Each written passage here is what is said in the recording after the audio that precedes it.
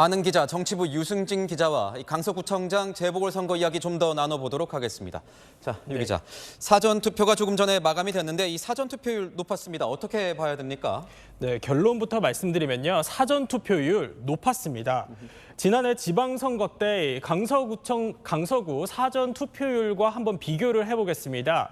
지난해 선거는요. 코로나 변수로 오후 8시까지 투표가 이뤄졌습니다.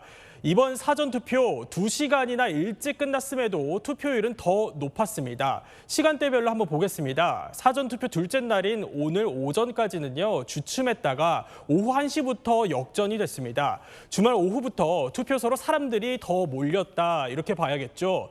재작년 서울시장 보궐선거 당시에 강서구 사전투표율과 비교해봐도 1.19%포인트 더 높았습니다. 그러면 유 기자, 왜 이렇게 투표율이 높았던 겁니까? 네, 국민적 관심도가 높아진 것이 높은 사전투표율로 이어졌다 이렇게 봐야 할 것 같습니다. 이번 선거 단순 재보궐선거 이상으로 판이 커졌는데요. 애초부터 총선 전초전이다 이런 평가를 받았고요. 양당 모두 지도부가 총출동해서 화력을 쏟아붓다 보니까 유권자들의 관심도 덩달아 높아졌습니다. 그렇다면 이 높은 사전투표율, 과연 어느 당에 유리한 겁니까? 네, 그래서 제가 양쪽 지도부에 이번 사전투표 상황을 어떻게 보고 있는지 한번 물어봤습니다.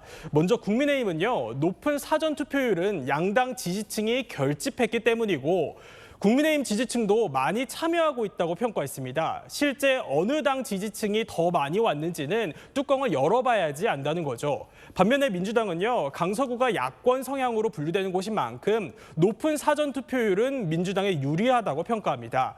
당초 사전투표율 목표치를요, 20%로 잡았었는데 이 수치를 넘긴 만큼 승기를 잡았다 이렇게 보고 있습니다. 이재명 민주당 대표가 지원 유세를 예고했다가 곧바로 취소하지 않았습니까? 이건 무슨 일이 있었던 겁니까?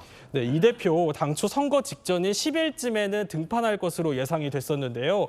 오늘 아침에 이렇게 기자들에게 유세에 나서겠다고 문자로 공지를 했었습니다. 그런데 유세를 불과 2시간 앞두고요. 돌연 취소 공지 문자를 보냈습니다. 이 대표 측은 가려고 했지만 도저히 몸 상태가 안 됐고 대표 본인이 판단했다고 설명했습니다.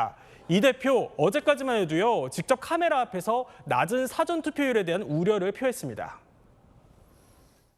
강서구청장 선거가 투표율이 좀 낮은 것 같은데 많은 분들이 이번 보궐선거에 참여하셔서 네, 일각에선 사전투표율이 주말 들어서 오름세를 보이면서 등판할 시점을 다시 조율한 것 아니냐 이런 해석도 나옵니다.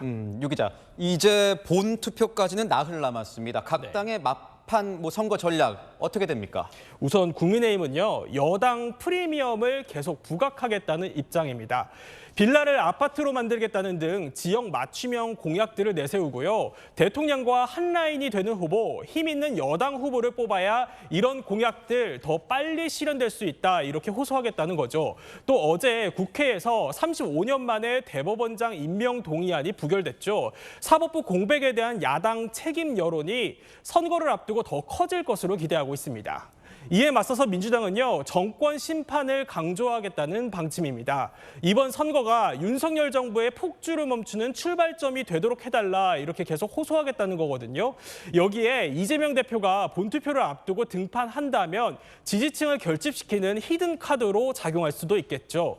윤석열 대통령, 이재명 대표를 앞세운 선거 구도는 이번에도 계속된다고 봐야겠습니다. 네, 지금까지 아는 기자였습니다.